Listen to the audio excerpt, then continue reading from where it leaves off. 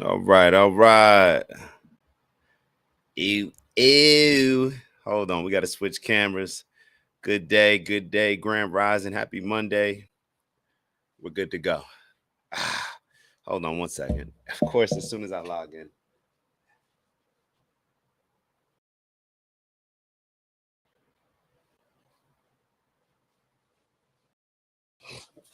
Ah, when things are working, everything goes smoother. How's everybody's morning? Grand Rising. How's everybody's AM? Hopefully, everybody's off to a great start. Let me turn this Wi-Fi off so we don't have to worry about going in and out. How was everybody's weekend, man? How was everybody's weekend? I got to be honest. This is the first. This is like my first week for the new year. This is my first. I feel like this is where things are kicking off. Last week was still a little bit up in the air for me. I got to be honest. Moving around a little bit, had the family down.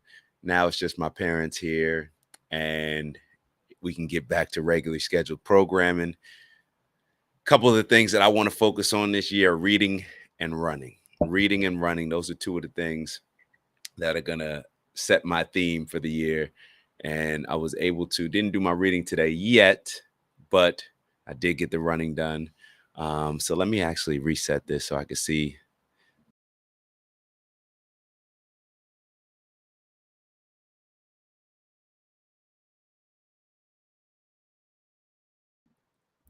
All right, we're good to go. Sometimes I got to reload it. It just is what it is. As you are joining, please make sure that you like for the algorithm. We got a lot planned for y'all today. What do we got on the schedule? So we got a couple icebreakers to catch up on. One is from HBCU news. I think we were going to touch on that last week with what is it, Mississippi? One of the HBCUs was invited to participate. I believe they're called the Mean Green Michigan. Is it Michigan, Mississippi State? I believe. We'll go through it. So I'm sure I'll correct myself if I'm wrong. Whether or not they should participate in the inauguration that they were invited to from Trump. We got a couple people circling back. We got NBC News. Apparently, they're calling out Chuck Schumer and Joe Biden. Apparently, Joe Biden is getting frustrated. I believe he even cursed at some of the reporters that were asking him some information on his cognitive decline. Or I don't know if they were asking him about that. I think they were actually asking about Trump. But we got a couple things on that. El Salvador's president is apparently out of all the world leaders, he has the highest approval rating, and we want to know why. So we're going to look at that a little bit, and of course, we cannot not acknowledge that today is January 6th. So I guess this would be the 4-year anniversary of January 6th when Donald Trump told those quote unquote patriots to march down there peacefully and patriotically. Obviously, things escalated, and obviously, we're all still not sure about what exactly really happened. Well, I'm not sure. I don't know about y'all. A lot of people act like they're sure. I'm not. We've had the recent report come out. Liz Cheney just got an award for, I believe, some other stuff, including her work on the January 6th committee. Uh, a lot of stuff has come out when it comes to January 6th. So we'll dive into that a little bit. We got a conspiracy theory of the day. And when I say conspiracy theory of the day, I really should put history lesson of the day. But just because we're going to categorize them as conspiracy theories, you know, we love conspiracy theories. So that's a positive on this show. Then we have a couple things on a gentleman named Steve Kirsch. So I believe he's an entrepreneur that funds a lot of medical research. And he had some things to say on the unvaccinated versus vaccinated and uh, how that affects children with autism. And then we got some stuff on Donald Trump finishing off with the migrants. You know, what's going to be his plan. We got some more stuff on 9/11, and then we'll finish off with this interesting video on Hillary Clinton. So, where shall we begin? I think we're going to begin the conversation.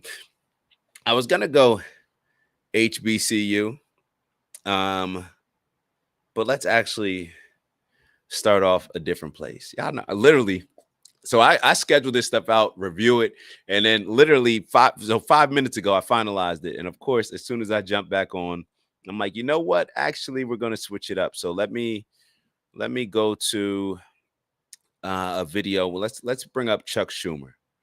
Let's bring up Chuck Schumer. He had an interesting call out on, I believe it was NBC, the press. So we'll take a look at this. Let me just cue it up for y'all, and then we'll get into that. Good morning, good people from Ant. It's good to see you, brother. Hope you had a great weekend. And I hope it's, as we always set out, going to set you up for the greatest week ever. All right, so we have boom, boom, boom. We got it set up, queued up. So once again, keep in mind, this is NBC News, aka the protectors of Joe Biden and Kamala Harris in the Democratic Party. Well, I guess that would be MSNBC, but NBC, y'all right there. And then we have this lovely lady. I believe that's not. Wow. I was getting ready to call her. Y'all know my girl Rita, Rita Panahi, the one that's on. She does the Liberals Gone Mad. This is Liberals Going Mad, whatever the name of her show is. But this is the lady that was interviewing Trump, that got the first interview with Trump since he won. Let's hear what she says. Let's hear what she says, because we've been noticing that a lot of the traditionally liberal mainstream news outlets have been changing their tune a little bit and have been more courageous in calling out a lot of the quote unquote BS that they may be seeing and that they may have condoned before. So let's take a look at this. And I want to play you a little bit of something you said last year. Take a look. I talk to President Biden, regularly, sometimes several times in a week, or usually several times in a week. His mental acuity is great. It's fine. It's as good as it's been over the years. All this right-wing propaganda that his mental acuity has declined is wrong. Leader Schumer, what do you say to Americans who feel as though you and other top Democrats misled them about President Biden's mental acuity? No. Look, we didn't, and let's look at President Biden. He couldn't even allow her to get the question out. He couldn't even allow her to get the question out. Let's take a look at this. He's already responding. He's already responding. This is the guilty conscience, and you would think that. Matter of fact, maybe you wouldn't think that. Let's just keep listening. Look, we didn't, and let's look at President Biden. He's had an amazing record.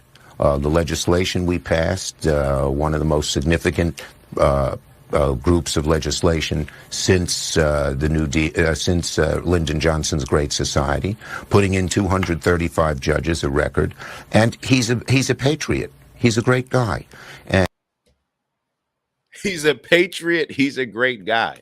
What does any of this have to do with his mental acuity?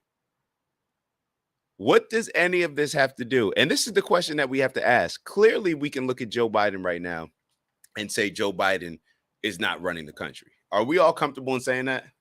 That Joe Biden right now is not running the country, has not been running the country. And when the recent report came out calling out his cognitive decline, saying that it was actually even impacted in the beginning of his presidency, where they have to let people know, hey, it's not a good day. We're canceling all of Joe Biden's meetings today. So let's say, so we can all acknowledge that. So clearly he may have a staff, he may have a team, he may have a group of advisors that are making a lot of these decisions. And some of the decisions that Chuck Schumer, when he says that Joe Biden, he's done this, he has a record of this. If you're saying positive things, then okay, some of the stuff that Joe Biden's administration may have done was successful. Some of the things that they have done you may deem successful. However, that's not the question being asked. The question being asked, and the things that people are concerned with, is who is actually making these decisions. Why are y'all trying to push Joe Biden when clearly his cognitive decline is out in front of the world, and y'all are still trying to act as if he should still run? This was, and I'm going back to, like, this is after the debate or even before the debate, when clearly these people, he says that he's spoken to Joe Biden a lot. So the question that I ask, we've kind of already covered all this, but the question that I ask is, maybe do y'all think that they wanted Joe Biden to run just so they can keep this kind of shadow government that we always hear about? And let's keep going. Let's keep going because I got a couple other questions, especially questions for people that supported the Democratic Party. But let's keep going and hear what he has to say. And when he stepped down, he did it on his own because he thought it was better not only for the Democratic Party, for America. We should all salute him. We should all salute him. Do you feel We should all salute him. as we have this conversation today that President Biden could serve another 4 years had he stayed in the race and potentially won?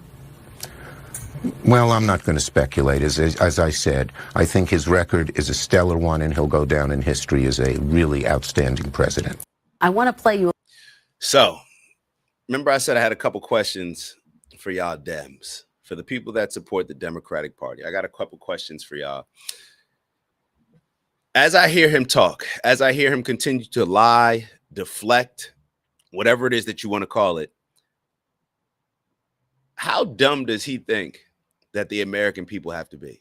Like, how dumb must he think America has to be to hear what he's saying and to think that he's telling the truth, to ignore, I guess, what he's saying, or just to kind of say, you know what, he's bending the truth a bit, but we're going to continue to support. This is why the Democrats are losing, will continue to lose. This is why a lot of the Democratic politicians, not just the actual people, the people I feel like have been coming out more and more, giving their reasons why they think Kamala and the Democrats lost so badly. But in my opinion, the politicians, and some of them are calling it out, where my dad was telling me that there's been a few people when they're asked, why the Democrats lost, they'll say, they kept pushing these woke ideologies. The whole woke ideology, I do think that that's a large reason why they lost the election, especially when you look at Trump's number one campaign. His number one, what was his number one? His number one commercial was Kamala's for they, them, Trump's for you. I do think that was an important piece of why they lost. However, I think it's more of a microcosm. It's more of a microcosm in just showing that they are just out of touch with what the American people want. And there's a certain level of arrogance that comes along with it where they do not care. They do not care what people are saying is important to them. They're going to push whatever it is that they want to push. And they think that because they're smarter and because people, I guess, have just supported them blindly, walking by faith when it comes to the Democratic Party, that they think they can do whatever it is that they decide to do and people still support them. And then you got a guy like Chuck Schumer who gets up here and says, oh, no, Joe Biden, he's fine. He's been fine. He has an outstanding record. He's going to go down as one of the best presidents. And that's not what you're being asked. And that's not what people are angry about being misled about. Clearly, his cognitive decline was apparent to you guys for a very long time. And because you hit it, there was no open primary. And then you pushed Kamala Harris to become your nominee. And you pretty much violated your own democratic process. So they'll continue to do it.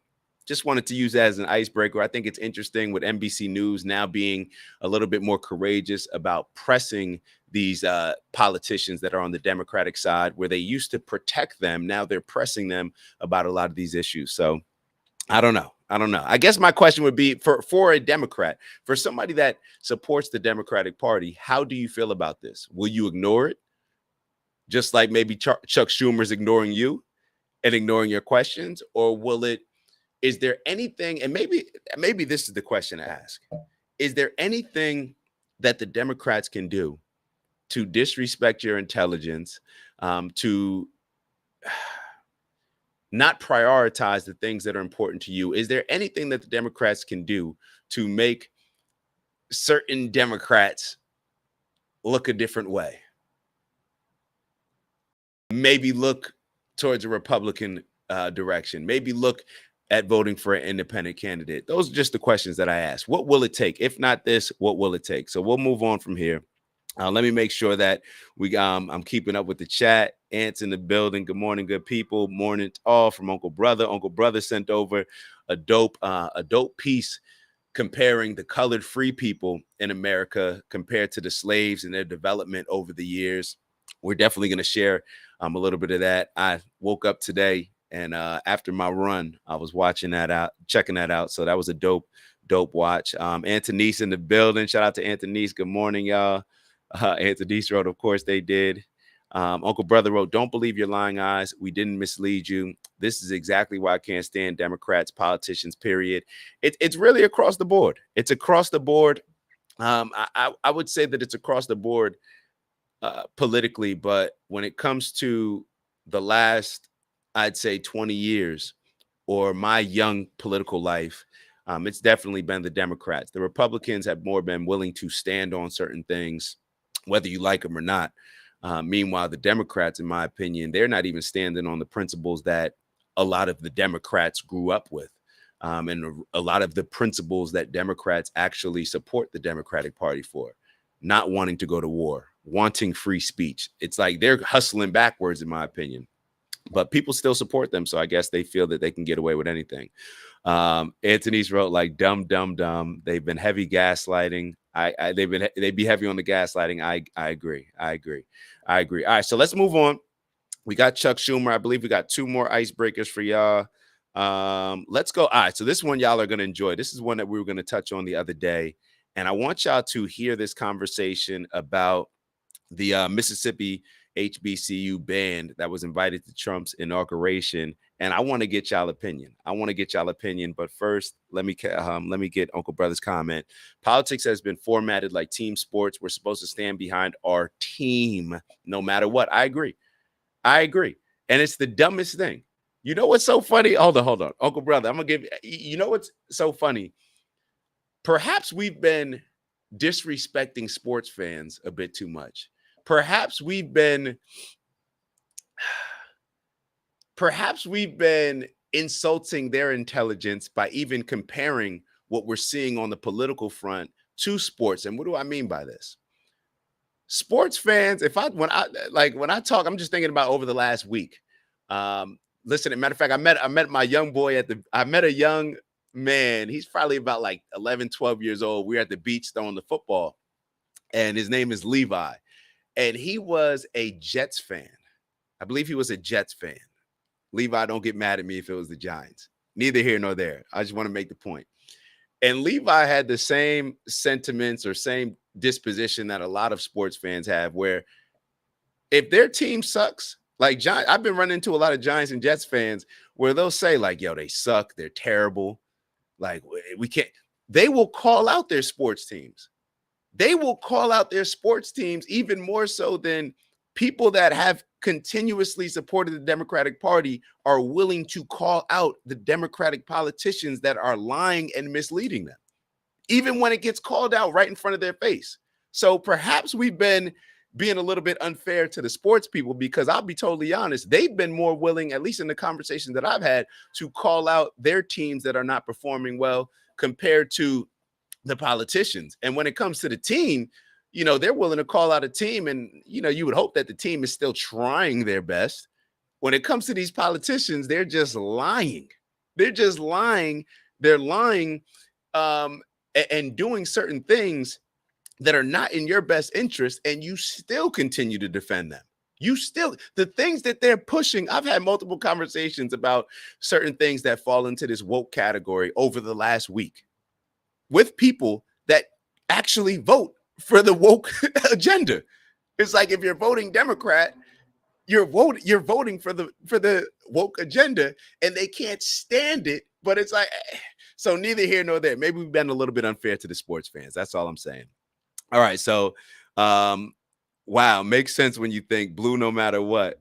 It makes you re-examine everything. Examine everything. I agree, Anthony. All right, so let's move on before I go off on another tangent. But I want y'all to check out this HBCU conversation around whether or not the black band, the HBCU band that was invited to Trump's inauguration, should participate. So I want y'all to hear a bit of this conversation, and you guys give me your thoughts.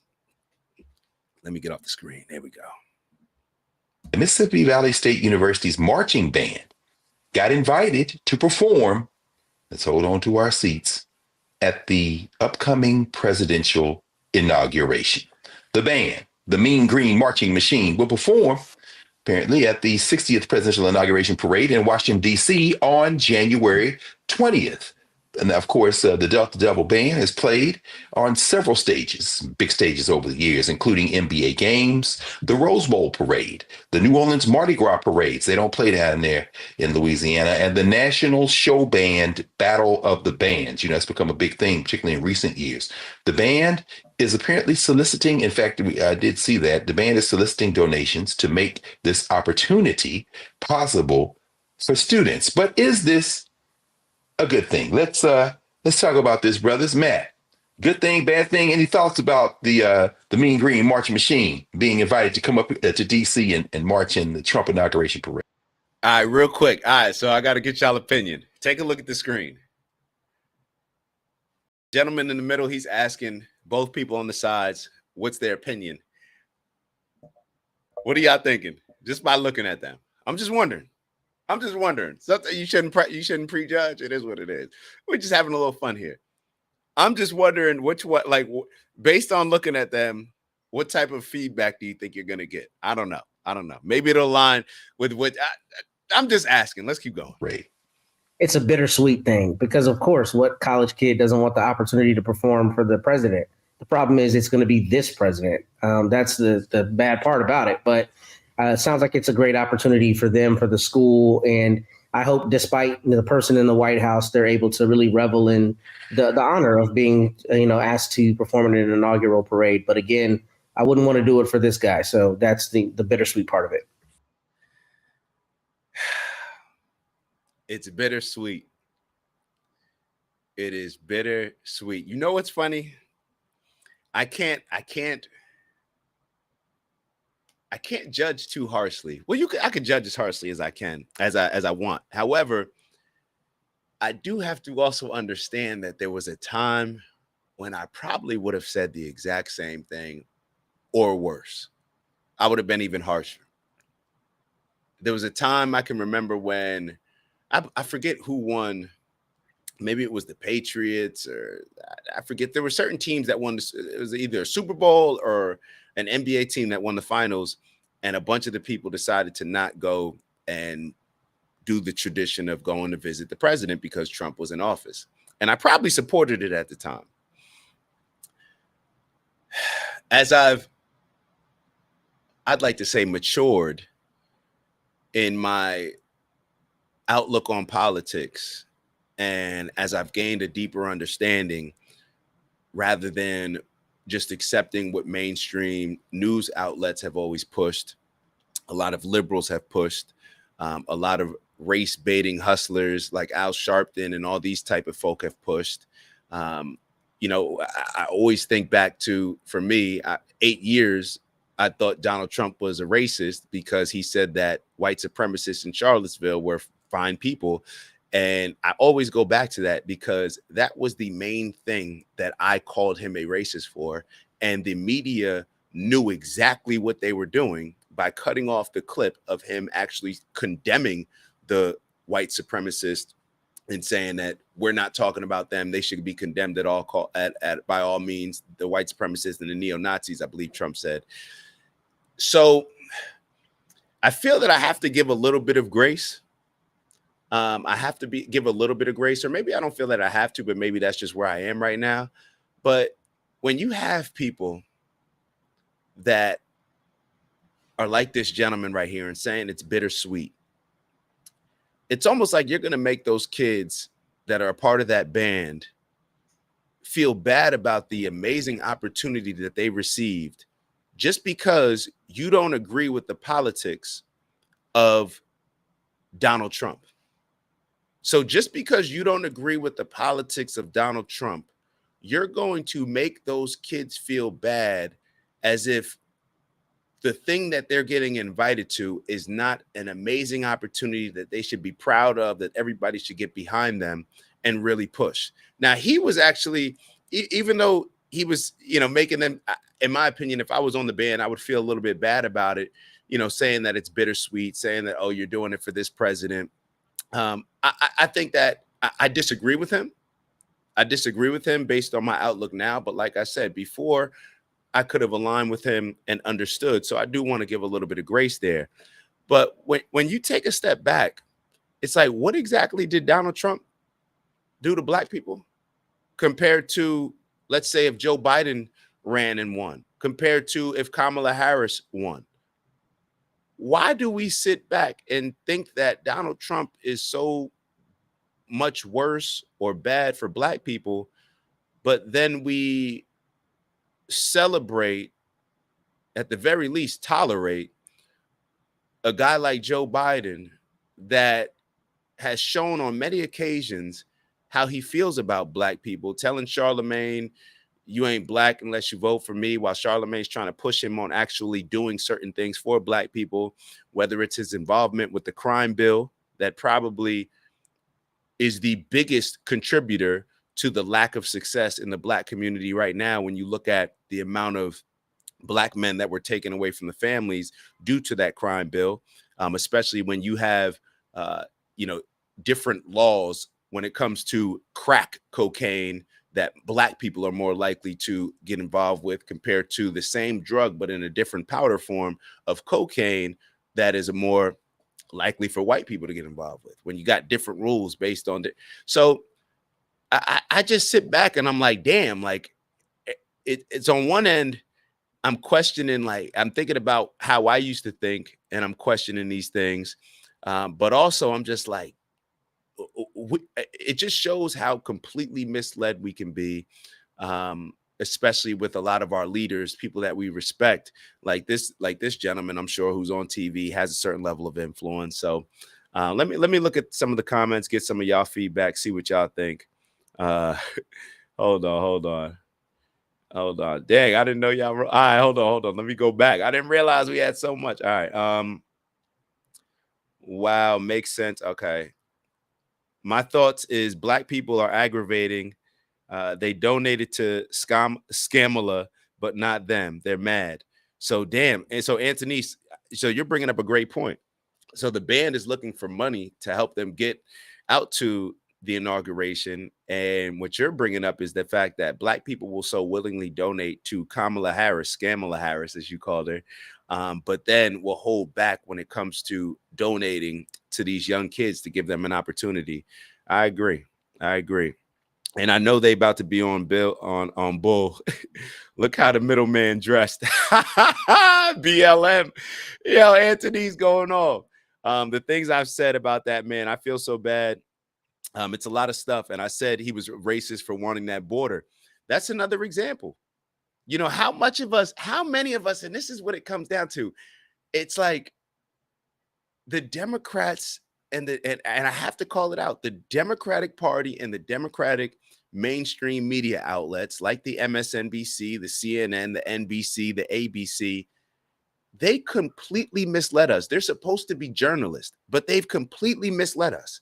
They not only misled us on the very fine people, they misled us when it came to the border. All of us were sitting here saying Donald Trump's a racist for wanting the border, to build a wall. But then we all have shown on this show that Barack Obama said that we should have a wall. He called it a fence. Joe Biden, he came out and he even said, like, yeah, a lot of y'all Democrats may not support me on this, but this is what's needed. He said we needed a wall, and Nancy Pelosi said we needed a wall. Now, if I can find that, if we can find that, and we don't have the budget that a lot of these all of the mainstream news platforms have, that means they had that information, but they intentionally hid it from us. They knew that Barack Obama had called for the wall. They knew Nancy Pelosi called for the wall. They knew that Joe Biden called for the wall.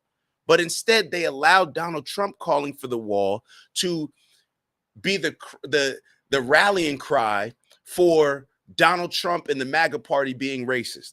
Think about the things that they set into our minds at that time, to where all of us with confidence thought that Donald Trump was racist.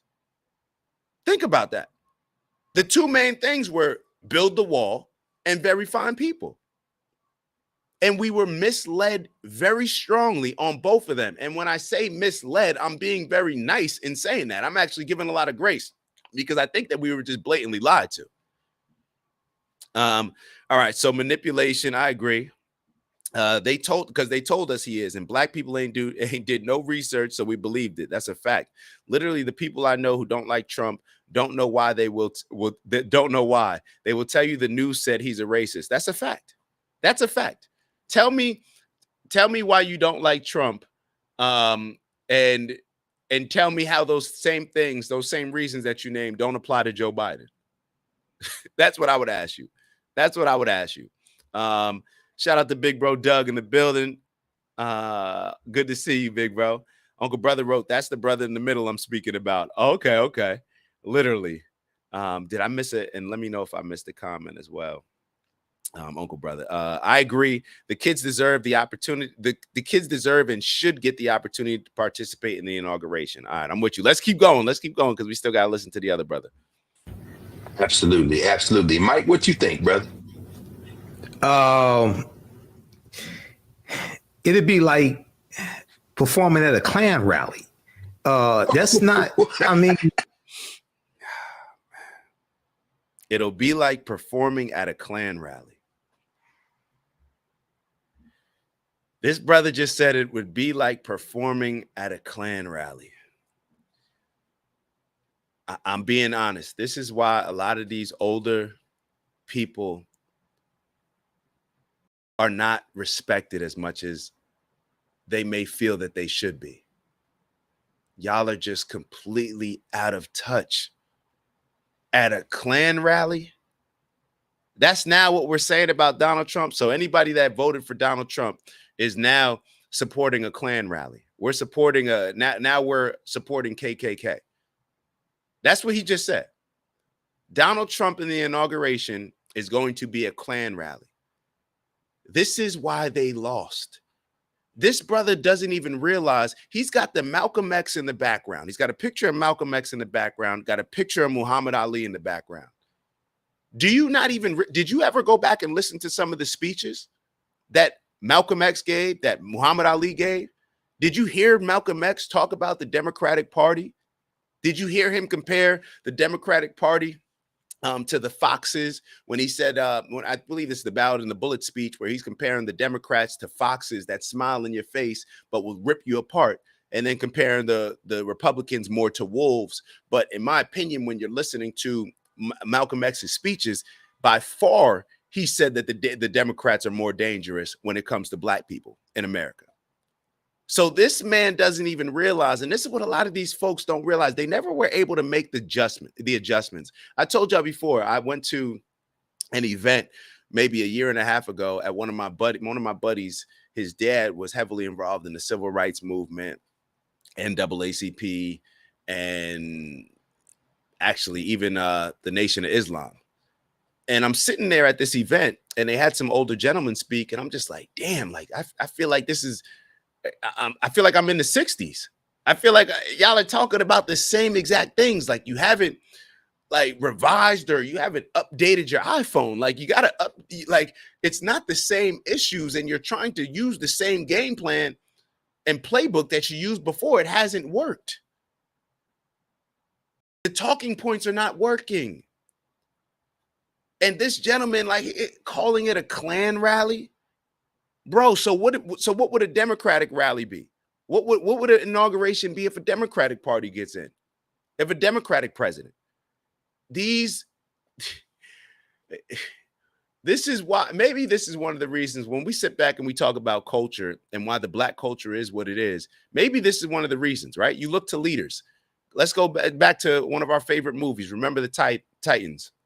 Where Bertier tells Julius attitude reflects leadership, or I'm sorry, Julius tells Bertier attitude reflects leadership, Captain. Let's look at our leadership. Just because you're an older gentleman, you throw some glasses on and a tie and a suit, bro, you're spewing certain things that are not. I don't know. Let me look at the comments. I didn't even check the comments. Maybe I'm off. Maybe I'm off a little bit. Of course, the chat, just hold on 1 second. Let me, all right, this thing is giving me some issues. Hold on, we're going to continue a little bit. We'll continue because I can't see the, hold on, let me reset this real quick. 1 second.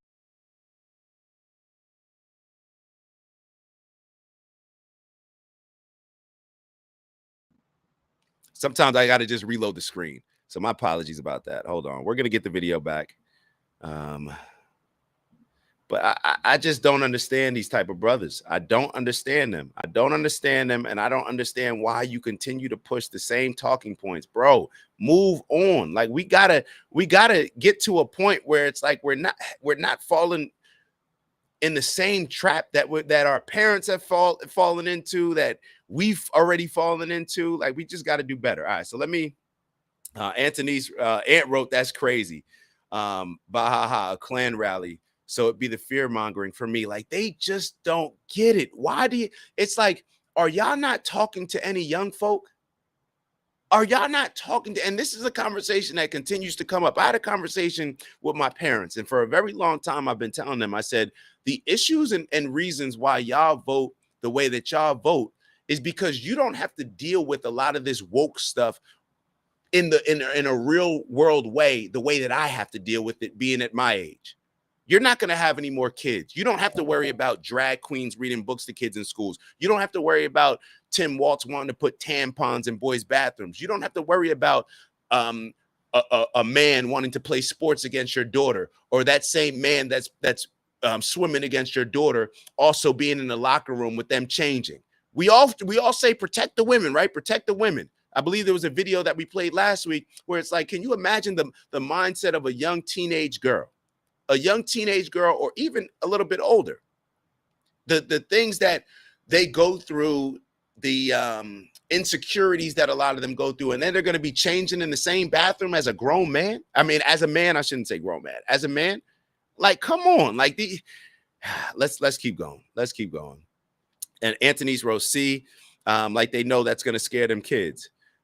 We don't live in those times. Our grandparents lived. And this is where it's like, we're not living in the same times. Things have adjusted.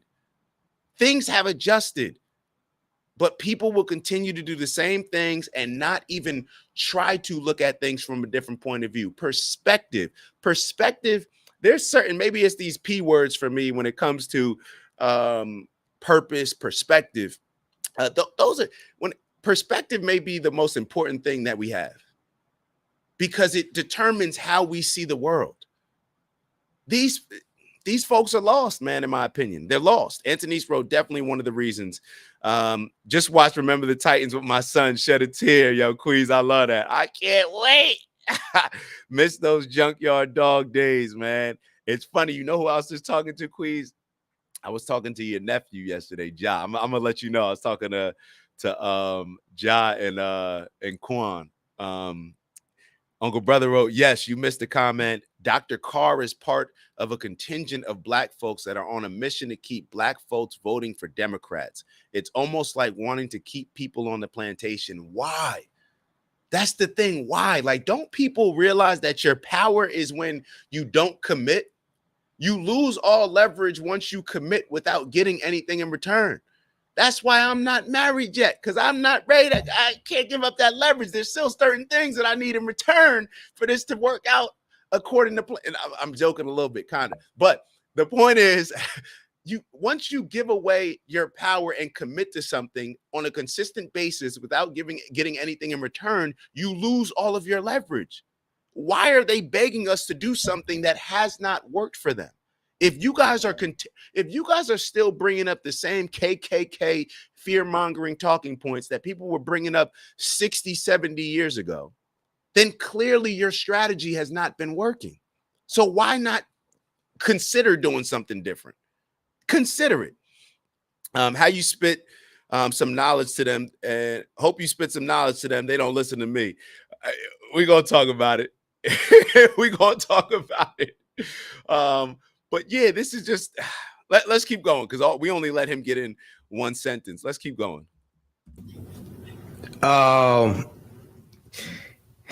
It'd be like performing at a Klan rally. That's not, I mean,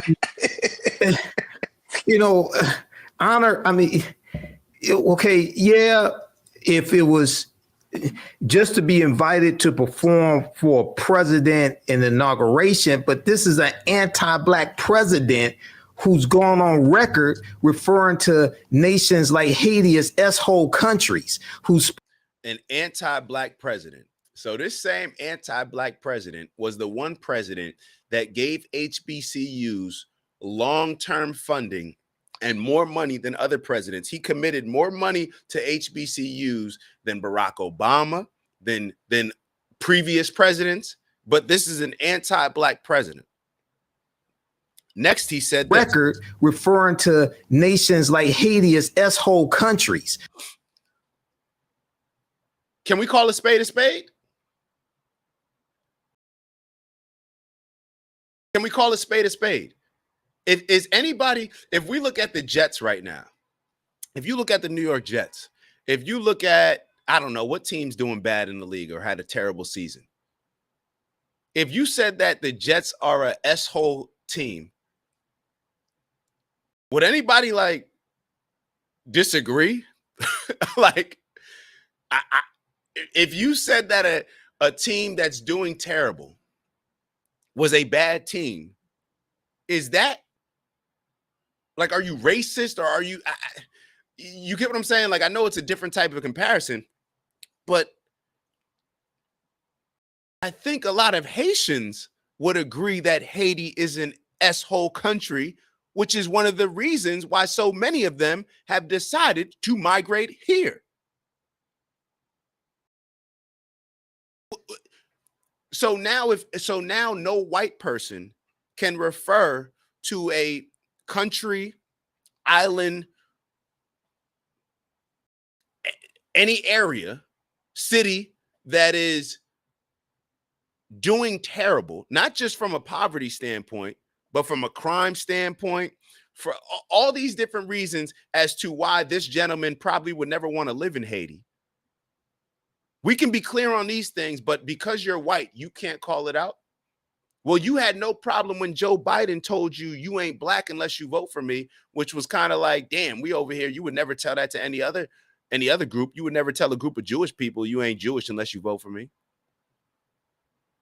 You wouldn't tell a group of Indians that you ain't Indian unless you vote for me. You ain't Asian unless you vote for me. You're not Chinese unless you vote for me. You would never hear these type of things. But when it comes to Donald Trump, because he's so blunt and because we have been pacified with all this politically correct rhetoric where we're not used to people just calling stuff out the way it is, we say Donald Trump's a racist for calling Haiti a S-hole country. Haiti is a S-hole country. I'm praying that it gets better. But let's be honest, the current state of it, I don't see too many of us running to Haiti to try to live there. All these people that said that if Donald Trump wins, they're leaving the country. Okay, was Haiti top 5 on your destination list? I don't think so. Who spread lies about Haitian migrants eating cats and dogs in Springfield, Ohio, who says he's going to unleash the police, who brought back the federal death penalty the last 6 months he was in office and executed 13 people, including 5 black people. I mean, it'd be like. So he executed 13 people, including 5 black people. So now he's racist. Like, when you really listen to the things that these people say, it's like, damn, like, this is the reason why we have not advanced in society. This is the reason, because you get these people that will come on here, they'll put the Malcolm X and the Muhammad Ali pictures in the back, they'll put on their suit, they'll put on their glasses, they'll put on their tie, they'll put on their little, whatever this pin is on his brown suit. He'll get up in here, say all these things, call out Donald Trump, but will not say anything regarding the culture of black people in America. Black people in America do not have a Donald Trump problem. Black people in America have a Sexy Red problem, have a Meg Thee Stallion problem, have a Cardi B problem, have a NBA Youngboy problem. And I'm not calling them out to say that they're the main cause of the problem. They're products of their environment. But what I'm saying is they are the people that are continuing to push a culture that is going to continue leading to the demise and suffering of black people. When you see the people, and this is why these uppity Negroes, and I'm saying uppity Negro for a reason. Why does this person right here, Do you think he's living in Chicago in a lot of these impoverished areas where when you see the Chicago town halls and the people are actually saying, we do not want these democratic policies. These democratic policies are ruining our neighborhoods. They were already bad and now you're making them worse. But this is the difference. There's always been, I feel like, a disconnect when it came to certain Black folks that were in poverty and then the Black leaders. There's always been a certain disconnect there. But over the years, I think it's grown wider and wider. And a lot of the elites, uppity Black people, they have no problem calling out Donald Trump, but they won't dare because they're scared to offend certain people. They won't dare call out the cultural issues that have been established by Black people, or in Black communities by Black people. We don't ever take responsibility and accountability for how we contribute to the problem. All we want to do is say he's racist, he's a KKK. This is why we never get anywhere, because it's all emotional fear mongering and no logical steps, practical steps to actually making things better. Let me catch up with the comments. Uncle Brother wrote, did he just blame Trump for calling Haiti a S-hole country without pointing to the role the Clintons played in that being the case? Wow. See, now Uncle Brother taking it somewhere else. We're going to talk about the Clintons, but we weren't necessarily going to talk about that aspect. I'm not even sure if I'm informed. Uncle Brother, give me a little bit of game on the Clintons and how they played a role in Haiti. Definitely let me know that, because I'm not sure I'm aware. Queez wrote, had to include the 5 Black people shaking my head. It's like, come on, bro. It's like, keep it 100, bro. Like, this is like, you know what's so funny about all of this? The moment that Black people realize that our problems can be fixed regardless of anybody else's involvement outside of the Black community. It's like, you ever been on a team where you blaming all of these outside factors for the reason why you're not successful, but then something clicks and it's like, yo, if we just practice more, we can get better. If we just work on these things that we can control, that we are in full control of, we can get better. Until we get to that point, then we will not get better. And to be totally honest, it's the Black folk that continue to push, support, and promote the Democratic Party, even though the Democratic Party is not doing anything for them. I gotta admit it, call a spade. Y'all are the reasons why things will never change, because that Democratic mindset when it comes to Black people is to just do nothing but blame and call Republicans racist. That's it. And then the Democrats will give you a couple handouts that you know that are hindering your development, that are just being a crutch to you actually becoming successful on your own. I don't know, but maybe I'm wrong. Mr. Huge, shout out to Mr. Huge, the Clinton Foundation. All right, I gotta look into that a little bit more because I'm not informed in that. Let's keep going. Including 5 Black people. I mean, it'd be like performing at a Klan rally. I mean, I guess you could tell your children about it, but why would you do it? I mean, no. 2025. I mean, all opportunities are not good opportunities. I'm sorry. All money, not good money, huh, Mike? No. I tell you what, though, it's interesting. As y'all were talking, I was thinking about it. And, you know, you're right. I mean, they're raising money. It is an opportunity, as you say, Matt, to do something. But as you say, Mike, of course, the question is, why were they invited? You know, why Mississippi? Are you trying to make Black people need to decide. Hold on. Let me make the camera a little bigger. Hold on. Matter of fact, I don't even want to say this. Do I want them on the screen? Yeah, they could be on the screen. In my opinion, as Black people, we need to decide who we're going to be. I've decided I'm an American. I'm an American. That's what I've decided. Black people, we need to decide who we want to be. If we want to be African, maybe we should look at, I think Ghana's doing a welcome back to Africa, giving citizenship. I may take advantage of that as well, but I'm an American. I'm an American. Black people need to decide what we want to be. Because if we want to be Americans, then perhaps we should stop hustling backwards. Perhaps we should try to figure out how to make America the best place that it can be for us to be successful, for us to have the best opportunity to live out whatever the American dream is to you. Perhaps we should do that, because I don't even know, half the time when I hear people like these people speak, I don't even know what they're like. What is your mission? Half the time I don't even know what it is. It's like, is your mission to support, like, okay, we're going to support the Democratic Party. Okay, for what? What is even your ask? What is the ask that Black people had to the Democratic Party? For all the Black people that supported and voted for Kamala Harris, or that supported and voted for Joe Biden, what was your ask? What were you looking to get done specifically for Black people? Because it's so funny how when it comes to Donald Trump and the Republicans, we want to force them to do specific things or call them out for specific things, right? But then when I think about, well, what are we even asking for?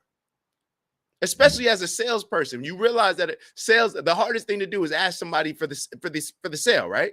So what are we asking them for? All the Black people, tell me, what are you asking the Democratic Party for? I have no idea.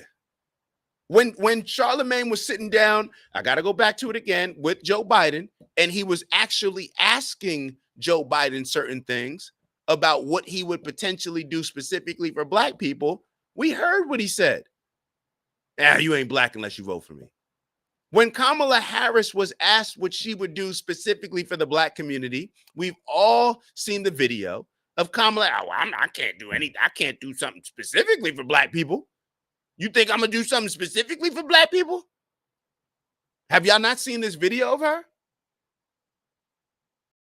Even a lot of the things that she was pushing, oh, we're going to do this, open up, we're going to make sure Black people get involved in marijuana dispensaries and but even those same things were available to everybody. They're just gaming us. So my question is, in any negotiation, we're supposed to look at politics as a negotiation, right? These are the things we want out of it. In exchange for my vote, I want this. What have we asked the Democratic Party to deliver on when it comes to Black people, and what have they delivered on? That would be my question. That would be my question. Now, of course, people are going to say, well, what if the Republicans delivered on? Well, we didn't vote for them. So you expect the group that you didn't toss your support behind to do more for you than the group that you've been giving your support for generations and generations in your family. Backwards thinking. This is what I mean when I say we've been hustling backwards, bamboozled, run amok. But he got all the Malcolm X stuff in his background. Malcolm X is probably rolling over in his grave looking at a lot of these Black folks supporting the Democratic Party. Like, did you not listen to the speech? Did you not listen to his speeches? Let's keep going. A point we all remember. Well, hold on. Let me catch up with the group. Let me catch up with the chat. Hold on.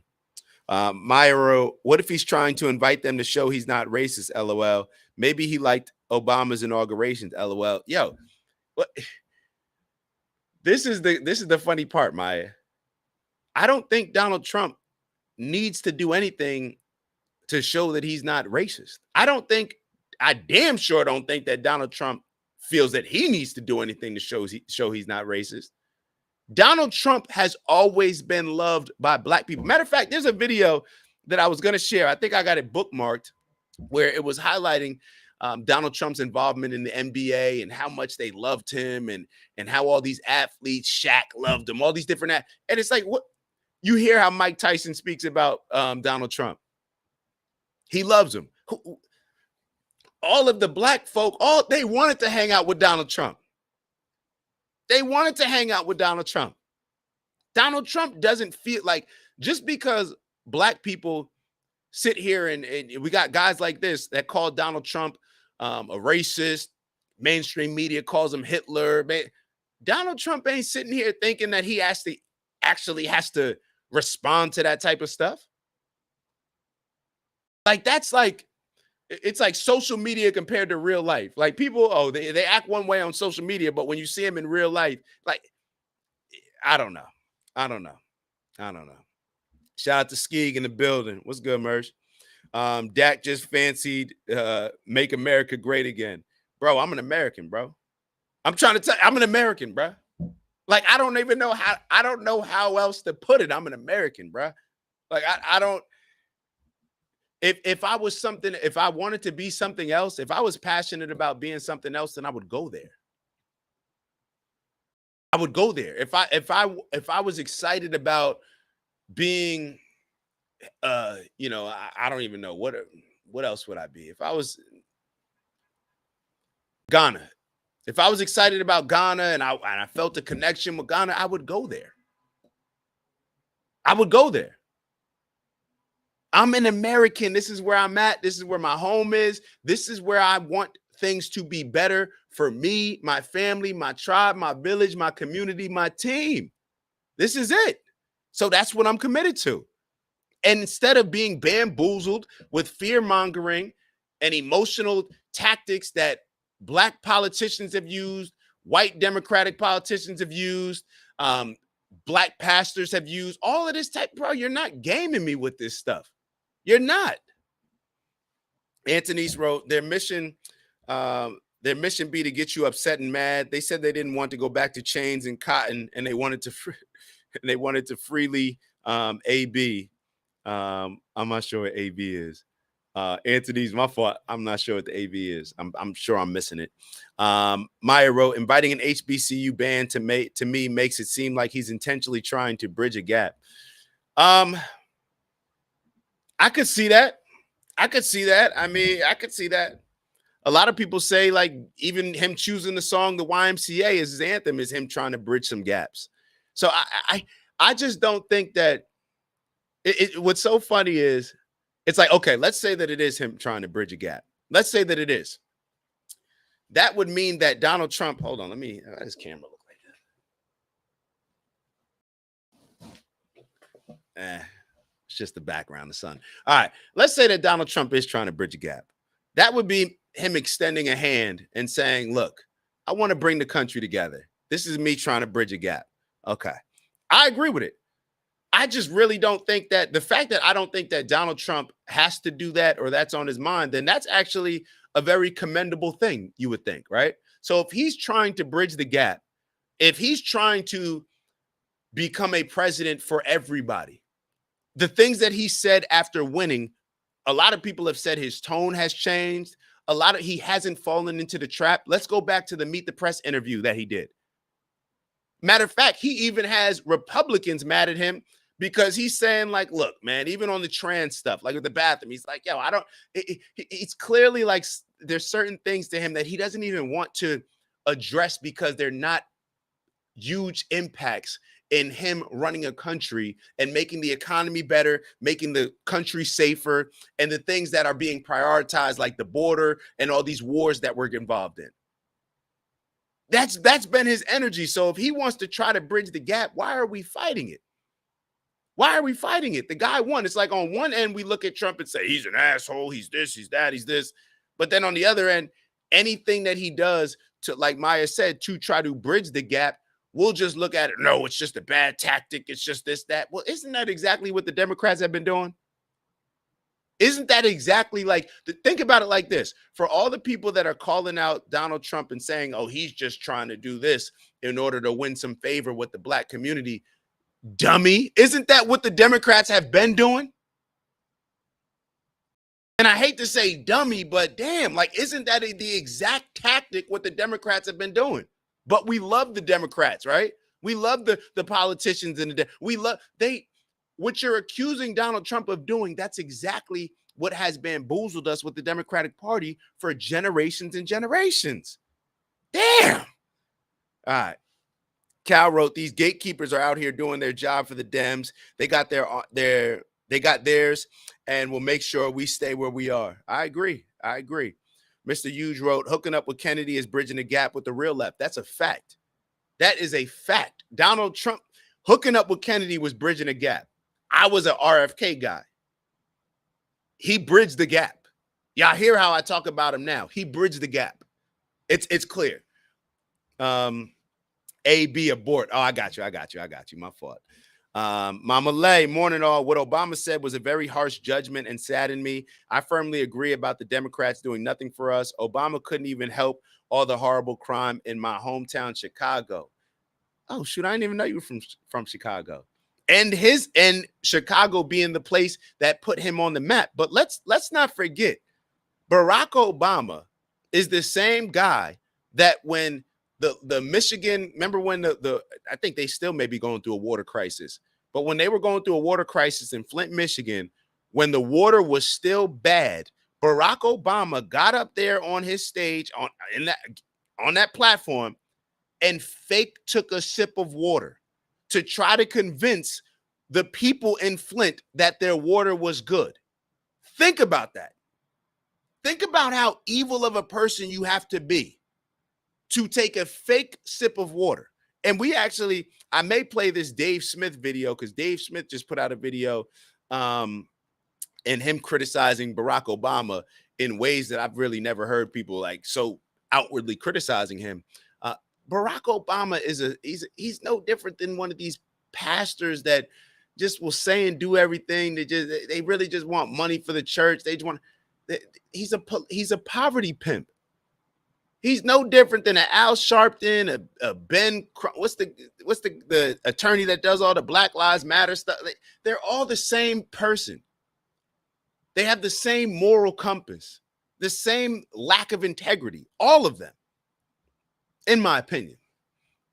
So Cal wrote, Donald Trump said to Black Americans back in 2016, the Dems have done nothing for you in the past how many years? What do you have to lose voting for me? Well, I can't say we found out what we have to lose voting for you, but we definitely found out what we had to lose with Biden winning the election, because I don't think anybody in the last 4 years was excited about life, was excited about, oh, the homes are affordable, gas is affordable, groceries are affordable. Oh, we got this migrant crisis. Oh, we're spending all of our money on wars overseas that have absolutely nothing to do with us. Oh, okay. We're not respected by other world leaders. Like, I don't think anybody with an objective view can look at the last 4 years and say that their life was better with Joe Biden being in office. If you're being honest, just my opinion. Ant wrote, if what he is doing is chasing black cloud or trying to bridge the gap, either way, good move. Fact. And my point that I was trying to make earlier is that on one end, we try to say Donald Trump's an asshole. He just does what he wants. But then when he actually does something nice, we say, oh, he's just doing that to bridge the gap. It's like, which one is it? Is he the asshole that doesn't care, that will do anything? Or is he also the intelligent guy that's going to say, hey, let's bridge the gap, or the nice guy? Like, which one is it? That's my point. But I agree with you and Maya on that one. He definitely different. Literally, he'd be focused on the priorities. That's a fact. He focused on the priorities, bro. Focus on the priorities. He needs a black base. I'll be honest. At this point, depending on what his goals are, Donald Trump, I don't know if he needs a black base at this point with him winning. I don't know if Donald Trump needs a black base. I really don't know that. Yes, literally same tactic. Yes. All right, let's go for maybe another minute of this, then we got to switch. I forgot this is supposed to be an icebreaker. Ronald Reagan launching his damn presidential campaign from Philadelphia, Mississippi. Mississippi. These underlying tones. But what do y'all think about this? And then just think about it as we were talking. They're coming up for the parade. So obviously that involves travel and logistics and lodging. What if, I remember when the Warriors, Golden State Warriors came up and they won the championship, and the good brother David West, who was on the team at the time, They had to go to the White House, of course, and that was, fraught with all kind of tensions at the time. But David West came up and stayed a little over and came by Howard because he's a big supporter of Yosef Ben Yakin, and he's a big, African-centered guy. He came on Howard's campus and came to my class and sat, and I said, well, is that David West? What you doing here, man? Hey, man, we had to come up here, but I wanted to come over here and spend some time. And so he ended up talking with the class. It's a beautiful thing, but I'm saying that as a First off, you ain't have to do anything. You didn't have to go. You decided to go. You decided to go. Myra, well, he does have the same campaign manager as Reagan, right? I didn't know that. I always learn stuff with y'all, man. I appreciate y'all. Let me actually show y'all this one clip. So there was another gentleman that spoke on this topic that I wanted to show y'all. He was on X. Let me show y'all his video, and then we'll wrap up this part of the show. Let me give him a little light. All right, there we go. Hearing Mississippi Valley State University was just invited to Trump's inauguration to play for the entire world to hear. And HBCU, I mean, these kids been playing since they were probably little kids. These kids been playing instruments since 2nd, 3rd, 4th grade. And they're about to be on a world stage for Germany to hear them, Denmark to hear them, Africa can hear them, Australia's going to hear them. Everybody's going to be watching his inauguration, hearing these young black kids that grew up and dreamed of playing on a world stage for everybody to hear. This is one of the biggest stages they ever going to play on. And guess who's got a problem with it? Black people. Black people. Now, see, black people didn't have a problem when Kamala Harris had Beyonce paying her $10 million. Didn't have a problem paying Meg Thee Stallion millions of dollars to twerk in front of everybody so the world can see how stupid black people can really look at a presidential inauguration. Nobody had a problem with that. No. But black people got a problem when black people are being put on a world stage, not by somebody black, by Trump, who funded and promised future funding for HBCUs. They're still getting those funds to this day. HBCUs partly exist in the way they do because of legislation that Trump put on the books. Not because of Obama or anybody else put on the books, but because of Trump.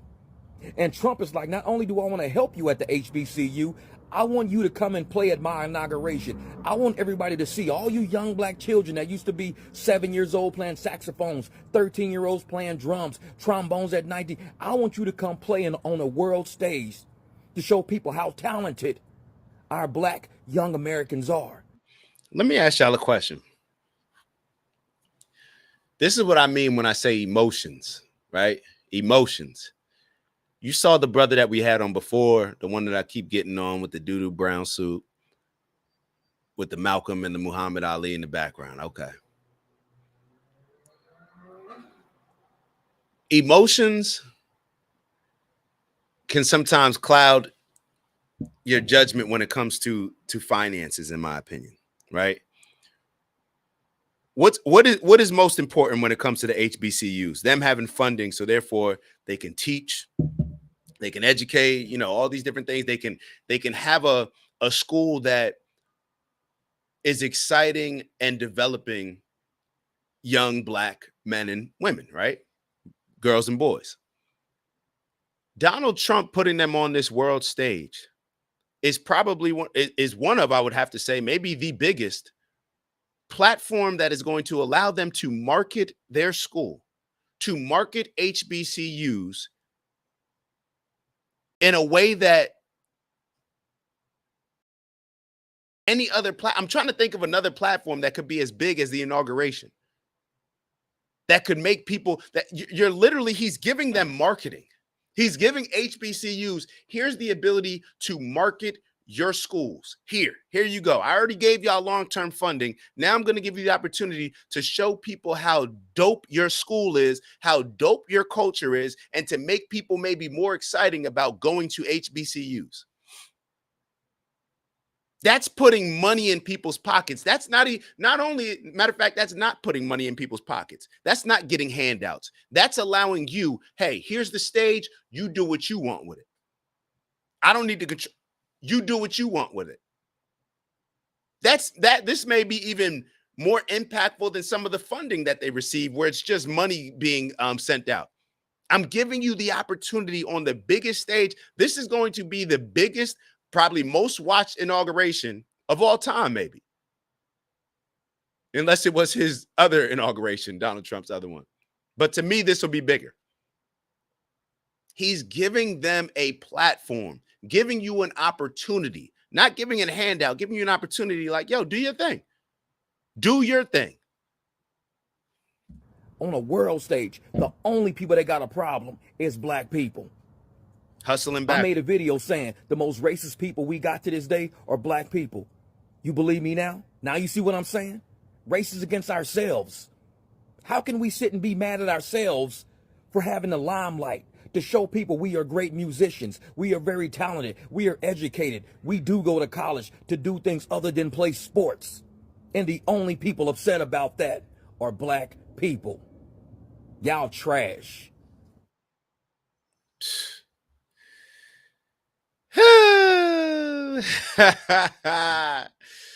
Black folk, what we gonna do, man? What we gonna do? You see the doo-doo brown suit. Let me get him off the screen. Let me get them off the screen. All right. All right, let me catch up with these comments and we're gonna move on to the next topic. Hold on. That is bridging the gap. I agree, Kyle. Kyle, hopefully I'm pronouncing it correctly. Kyle. I agree, brother. Uncle Brother wrote, Barry Soetoro was not a good president, one of the worst, actually, but we can't even discuss it because he was our first black president, and we're supposed to hate Trump and believe he's racist. Right. Barack. Yo, Barack, man. I am sure he meant black Dems. He spoke real. I agree. OMG, I just got chills. OMG, clipping this, bro. Yeah. Definitely. Clip that up. Okay, HBCU wasn't mad enough to turn that money down. That's a fact. The HBCUs, yo, I'll be real. The HBCUs, I don't think dislike Trump. It's the people. And the HBCUs probably are like a lot of these other organizations that just can't come out and support Trump. So what they may do is like what the Teamsters did and say, hey, well, we're not going to support Trump, but our typical endorsement, we're not giving to Kamala. The Washington Post, we're not giving that. I think it was the LA Times, we're not giving ours. So, I don't know. Aunt Rodak, just stop. Your logic is making too much sense. They won't hear you. It's too loud. The logic is too loud. The Olympics. Preach, Kyle. Appreciate y'all. Yes, this brother is perfectly explaining the sentiment behind my earlier comment. I agree. Y'all are definitely saying the same thing. You are. Wow, my husband been saying this. Wow, that black people are so racist. And it's so funny when we talk about the word racist. All right, so race, because obviously it's impacted America in a different way than perhaps other countries, or at least that's how it's taught to us, because of course slavery was only here. I'm joking, but slavery is different places. So I will acknowledge that. And because it was on the basis of establishing the country that slavery was introduced in the way that it was introduced here, I do think that it was, or impacted the country in a different way. And we've allowed it to impact us in a different way. But when it comes to racism, I guess depending on how you define racism, there's multiple definitions, obviously. Like growing up, I always remember seeing a definition that racism is the belief that one race is superior to another. As I got older, I started to see racism as it's something, a system being established that creates privilege creates privilege for one group while oppressing another group, and it's just based on race. So I guess depending on how you define it, may define your perspective and how you see it. And what am I saying all this for? Racism is natural. We're all racist. Stop it. We're all racist. It is what it is. Let's be honest. We're all racist. It's shown. And somebody just mentioned the Olympics. It's funny that you mentioned that, because I was having a conversation with my parents and I was like, yeah, look at the Olympics. Just look at the Olympics. You can't tell me people aren't racist. It's not natural to be racist. It's natural to look out for the people that are in your bubble. It's natural to look out for your family. Matter of fact, that's what we work hard for. We work hard to provide our family, our kids. We give them tutors, we give them trainers so they can have an advantage over their competition. Now, their competition may not just be defined by race. So that's one thing, but let's just be honest. Like I just told y'all, I'm an American. So what is my race? I'm an African American. Yes, I think African Americans I'm an American. So I'm a Black American, whatever you want to call it, I'm American. Matter of fact, don't call me anything but American. I think Americans are doper than China. I think America's doper. It is what it is. I think America's doper than Italy. I think America's doper than England. Is that racist? I want to create opportunities in America for Americans so we can have advantages in competing when it comes to everybody else on a world stage. Am I racist? If so, cool. I may be. I'll take that. But it's like we like, so what? Racism, like, it's like we've allowed this word to distract us from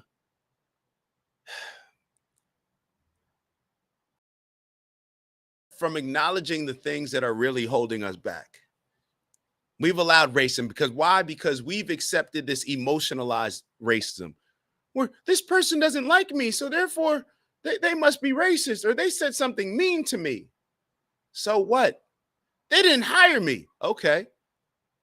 So if all these people are not hiring Black people because they're Black, that sounds like an opportunity for Black people to come together, create something dope together, and outcompete them. We talk about rallying cries, right? That's why people do all this fear mongering, right? They do fear mongering to have a rallying cry in order to get people to do something or move in a particular type of way. What better way than to impact people's emotions by saying, yo, that group is racist? All right, boom. You just put the battery in my back. Now we all going to work together, and now we're competing. We have more motivation and inspiration to compete than y'all have. Let's use it to our advantage. But we just see things differently, bro. We just see things differently. Let me go. Hold on.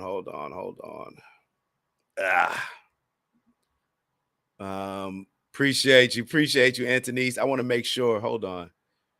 Let me make sure that that I'm catching up with anything. Instinctual, wanting your fam to prosper is not racist. I don't know what I don't know. Like I don't know. You know what's racist? I guess all of the people that voted when Caitlin Clark was playing for Iowa and they were playing against Dawn Staley in South Carolina, and nobody knew one person on the South Carolina team, but Black people were just rooting for South Carolina, even though everybody knew Caitlin Clark. She's a dope. She's like one of the greatest basketball players you've ever seen in college basketball. All these accolades, handles herself the right way, all these different things, the competitor, dog, all these type of things that we like, right? So even though she represents all these things, we're gonna root for the group of people, the team that none of us could even name somebody on. None of us can name where anybody in South Carolina, maybe the big girl, give me the team that anybody on South Carolina is playing for in the WNBA. Nobody knows. But instead, we just said, nah, we're rooting against Caitlin Clark. Yeah, so maybe that's racist, right? Okay. All right, so let's keep going. All right, what do we have next on the agenda? All right, yo, today is January 6th. We got to get into this January 6th conversation. So one of the things that has been coming up in January 6th is whether or not Donald Trump should pardon January 6ers, right? Now, it's so funny, depending on what news station you're listening to, how this story is going to be told. Donald Trump and the Republicans, they're the party of law and order, right? They're the party of law and order. The Democrats are the defund the police party, right?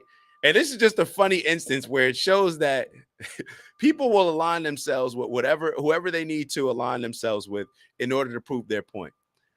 You see a lot of people, a lot of Democrats, people on the liberal side that are mad that Donald Trump is considering pardoning a lot of the January 6ers and saying they started a riot, they hurt police officers, so now we care about police officers, right? All right, we went from defund the police to, well, they hurt police officers. Okay, all right, very convenient. And then what you don't realize is that maybe it's just because I'm looking at a lot of conservative platforms. I can't say that Donald Trump has said this. I believe that he's made it clear, but I can't pinpoint a video. Maybe I'll look at that. Maybe I'll look for that. I thought that it was very clear that when it came to the pardons, that Donald Trump was only considering pardoning the people that did not assault police officers. I thought that was very clear, where you have people that were just there, that were there protesting and have been locked up since that happened. 3-4 years, these people have been locked up who were not committing violent acts. And when you think back at it, and people that have no sympathy or empathy for the people that are locked up that did not commit any violent act that did not cause, and it's so funny, like, oh, people died. Well, yeah, the person that died, she was on the Republican side. She was a Trumper. So that argument kind of goes out the window. But it's like, you look at all of these Black Lives Matter rallies and the stuff that was going on, and people would have an issue with them being locked up for years, right? But then when you look at the January 6ers, people who did not, let me be very clear, the people that did not assault police officers, the people that did not, why are they locked up? I'm just wondering, like, why, like, literally, why are they locked up? Why do you want them locked up? Why do you think that it's fair that they should be locked up? And if you think that they should be locked up, then shouldn't you be the type of person that is very upset that it was never exposed until now that the FBI, was it the FBI or the CIA? I think it's the FBI, had informants at the rally. They never answered whether or not the informants were there. They were trying to clearly cover it up.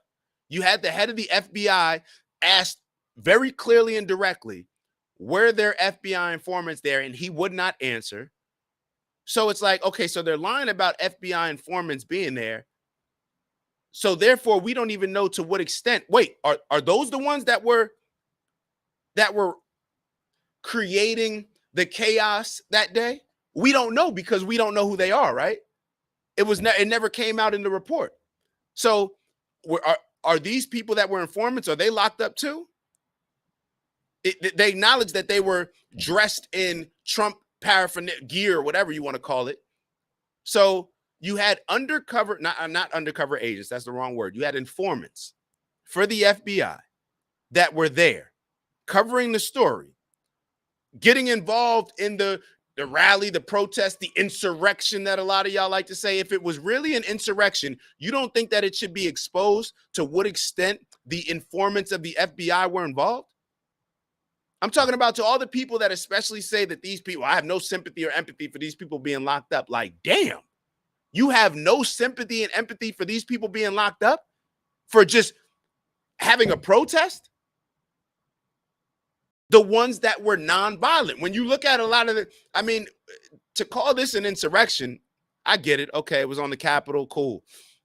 But to call it an insurrection, especially considering all the Black Lives Matter protests and how violent a lot of those got, it's kind of inconsistent. But we're going to look at a couple different videos. And shout out to Cal. Ooh, shout out to Cal dropping the super chat. Appreciate you, bro. Appreciate you, bro. And oh yeah, you just reminded me. Please, everybody, make sure that you like. That's going to help boost the algorithm. Y'all know what it is. We like to have as many different people in these conversations, sharing perspectives, keeping the convo respectful, and just giving insight. We're all just looking to grow. That's it. So appreciate you. Salute you, brother. Everything the Democrats say the Republicans going to do, they do themselves. They are such hypocrites. I agree. So let's look at a couple of these videos that I got for y'all. Interesting videos. And this is what happens when you don't trust a government. When you have a government that you do not trust, what I'm getting ready to show y'all, this is what happened. Take a look at this video. We're going to look at a few January 6 videos that people may not have seen. Let me try to leave Cal's super chat up, bro. We appreciate you. Hold up. Uncle Brother wrote, not just informants, operatives. Operatives. Let me be back. Uncle Brother, I appreciate you. I appreciate you more than you know. Not just informants, operatives. They were involved. It was an operation. It was an operation. And I see it clear as day that the Democrats wanted January 6th to be, they wanted it to become something that they can call an insurrection. So therefore, they can obviously hold that against Trump. Some people may say, well, you don't know that. You're just saying that. All right, cool. It is what it is. That's what's clear to me. That's what's clear to me. Cal, I'm going to put your chat back up, but I just want to make sure that people can see. So this says new footage shows J6 protester being unhandcuffed and fist bumped by Capitol security. Set up, ? Who knows? Maybe we're going to watch the video and see, oh, they just wanted to, they were trying to handcuff some people, but then they unhandcuffed them because it's like, y'all didn't really do too much. I don't know. I'm just trying. They left it up for speculation because we don't know what's going on. Y'all are probably like, just play the damn video. We don't know what's going on. So I'm going to play the damn video.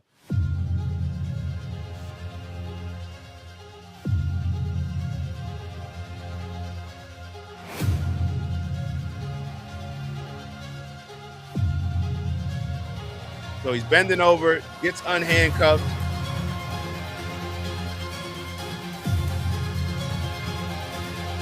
That's Capitol security. I'm assuming, this is what it says. Who knows? We got to, I guess, clarify this, confirm it. Did y'all see that? The fist bump. Appreciate y'all. Job well done.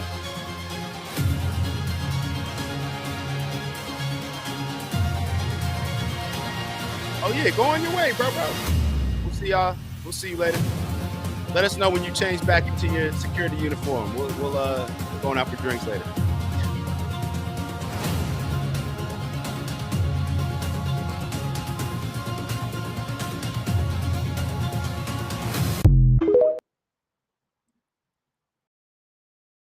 Does it at least raise like a couple eyebrows where you're like, what was going on there? What was going on there? And we've seen a lot of these January 6 videos where it's just like, it's not necessarily making sense when you see what's. I'm going to give you another video. I got 3 videos that I want y'all to see. I'm going to give you another one. You guys tell me if this looks like an insurrection or if somebody was staging or part of an insurrection that they're just going to take the handcuffs off, give them a little fist bump and keep it moving. Or maybe this footage, I don't know. Maybe some people will say, well, that's not even real January 6 footage. I don't know. All of the footage from January 6th has finally been released. Let me make sure that it's showing. Okay, it's showing on the screen. And this new video shows Capitol Police clearing a pathway so people can walk through the halls of the House wing. And if you thought they were clearing a path so people could exit the building, well, that's just not the case. As you'll see in a moment, a large crowd enters the halls of the House wing, Capitol Police standing idle. They go through, and then a large portion of them turns around and goes back the other way. Capitol Police did absolutely nothing in this portion of the video to deter them. All the footage was released after House Speaker Mike Johnson kept his promise to the American people. In a statement on his official X page, formerly known as Twitter, Speaker Johnson stated the following: "Today, I am keeping my promise to the American people and making all the January 6 tapes available to all Americans. Now, I will be combing through every second of the new footage over the next few days, and I'll be posting all the important highlights, so if you want to stay updated, be sure to hit the follow button. I also posted a link on X so you can check out the footage for yourself under the same username if you feel like digging through hours of footage. Let me know what you think about." I just wanted to take the volume off. Look at the video. Does this seem like it's not giving? Look, I'm not a I've never worked security. Clearly not a police officer. But I've also never staged an insurrection. So, and I don't think the majority of us have. But when you look at it, is it given insurrection energy? Is it given insurrection energy? And once again, for all the people that are saying that it's an insurrection, the people that have said it's an insurrection, okay, why are you, if you really believe that it was an insurrection, why are you upset at Trump? Right? You're only upset with Trump, right? Because it's like Trump staged an insurrection. Your energy was real strong against that. But your energy does not seem to be consistent when it comes to the operatives that Uncle Brother just pointed out, the operatives that participated in this, that worked with the FBI. If it's an insurrection, all that, I heard so much insurrection energy so strongly for the past 3.5 years, right? Since January 6th, matter of fact, the last 4 years. But since this new report came out detailing that the FBI had operatives involved and in the Capitol building, why are y'all not upset?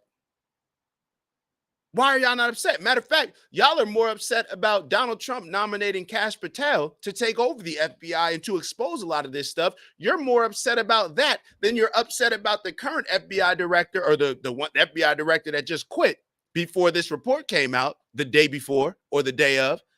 You're more upset with Trump nominating Kash Patel than you are with the FBI being involved in what you believed and told everybody was an insurrection with Donald Trump. It's not adding up. Like, all we're asking for is consistent energy, and it's not adding up. Let me go to this next video that I wanted to show y'all on January 6th, and then we'll probably wrap the conversation up around there. Hold on. Let me make sure I got y'all. Let me bring my man Don in the building. Where's the Don? Here he is. All right, let's play this video. From me, from you, from our, we have to have law and order. We have to respect our great people in law and order. We don't want anybody hurt. It's a very tough period of time. There's never been a time like this where such a thing happened, where they could take it away from all of us, from me, from you, from our country. This was a fraudulent election, but we can't play into the hands of these people. We have to have peace. So go home. We love you. You're very special. You've seen what happens. You see the way others are treated that are so bad and so evil. I know how you feel. But go home, and go home in peace. Now, let me be very clear. Do I think that the election was stolen from Donald Trump? I don't know. Do I believe that the CIA lied and withheld certain information that Donald Trump was exposing regarding Hunter Biden's laptop, in which the CIA, I think 50 CIA agents, signed something saying that the laptop story was not real? Do I believe that would have impacted the election significantly? Absolutely. Now, I'm not talking about counting the votes and stuff like that. I don't just know enough information to go out on a limb and say, yeah, they didn't count the votes correctly, or there was fraudulent voting boxes or booths. I don't know enough about that. But I do know, and it's funny because when Hillary lost, a lot of people were saying that, I think it was Comey at the time, that he shouldn't have released certain information right before the election, because that's what allowed Donald Trump to win. Okay. So if you think that was impactful, don't you think it would be impactful if the CIA lies about a Hunter Biden laptop not being true, when indeed, I believe, in fact, it came out that there was not only one laptop, but there was 2 laptops from Hunter Biden. They were trying to act like it was a hoax. They said it was a hoax. They signed their name on something saying that the Hunter Biden laptop was fake. Fast forward, Hunter Biden's laptop, which they already had in their custody, was one of the pieces of evidence that led to him pleading guilty to the charges that he pled guilty to. So they lied. Do I think that would have impacted it? Absolutely. But going back to the video with Donald Trump, people will not play the video in which he said, yeah, peaceful and patriotic protests. People will not play that video that we just saw. He knew that, in my opinion, he knew that the Democrats were going to try to use this to create some type of insurrection and to try to kind of do what Kamala Harris did when she debated Donald Trump, bait them into, like, she baited Donald Trump into overreacting and to getting off topic and whatnot. And this is exactly what I think the Democrats were trying to do. This is what Nancy Pelosi was trying to do. I think that all of them were trying to bait Donald Trump and the MAGA folk into creating as crazy of a day as they could on January 6th in the Capitol so they could use this against them. And clearly, as Uncle Brother has pointed out, they even used not just informants, but operatives. All right, operatives, keyword operatives. So I don't know. Uncle Brother wrote, so we're supposed to believe that the so-called insurrectionists stayed within the velvet rope lines despite being there to destroy the Capitol as they shot it up with their guns and ammo. It's insane, bro. It's insane. And it's even funnier now when we look back and we call that an insurrection. It's just funny to me. Like, okay, if you call it an insurrection, then don't you kind of have to say that the FBI was involved? like, okay, we can't just say Donald Trump. You could say Donald Trump, you know, you could say that he's the one that started it. You could say whatever you want, but you also have to highlight, I would think, the involvement that the FBI had in having their operatives participate. So I don't know. Neither here nor there. January 6th, let me be very clear. For a lot of the folk that have been sitting in prison that did not commit any violent acts against the police, I don't see why people have an issue with them being pardoned. I actually don't see why people have more of an issue with them being pardoned than they have an issue with them being locked up for something that I think was trumped up charges. But neither here nor there. It's political gang war. So you just rock with your gang, and that's how it usually goes. All right, so we'll look at a few different videos. So speaking on Hillary Clinton, I wanted to show y'all this video that I saw on Hillary Clinton. Let me go to my bookmarks. Hold on. Let me share the screen with y'all. So this was a Hillary Clinton video. Very interesting video. I think we're going to finish off with this video and then maybe a 9/11 video. Maybe a 9/11 video, but maybe not. Depends on how much courage I have, I guess. We'll see. But take a look at this and y'all let me know y'all thoughts.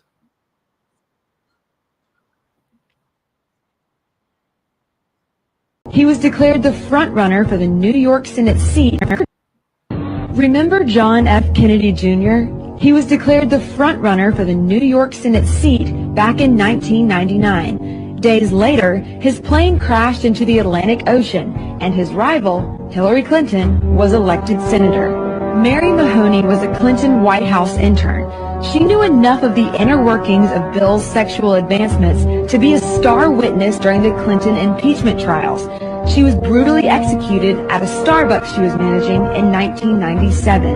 In 1993, White House counsel Vince Foster was found dead in Fort Marcy Park near D.C.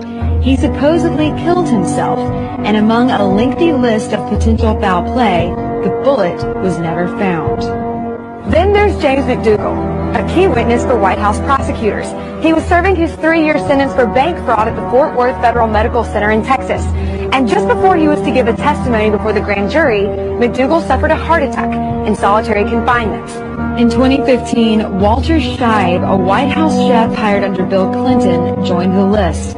His body was found at the bottom of a river, nearly 2 miles from the base of the trail he was reportedly hiking. An autopsy determined that Scheib's death was accidental drowning, but he might have known too much. 27-year-old Democratic National Committee staffer Seth Rich was shot and killed in D.C. this year. There is speculation that he was the source of the controversial leaked emails allegedly sent by DNC staffers, and that he may have been murdered in retaliation. Then Sean Lucas, the lead attorney in a fraud case against the DNC, was found lying on the bathroom floor by his girlfriend when she returned home on August 2nd. His death was reported classified, pending the results of an autopsy. To this day, question.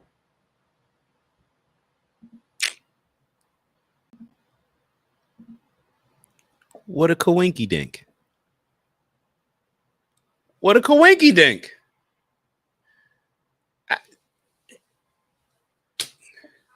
I'm not saying y'all think I'm going to say something. Y'all just saw the video. I have nothing to say on that.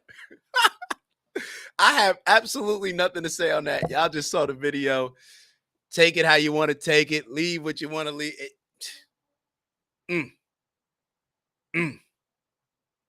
Take it how you want to take it. So Ant said, you have all the courage. Fear is the mind killer, the small depth that brings forth obliteration. I agree. Ant said, play the vid.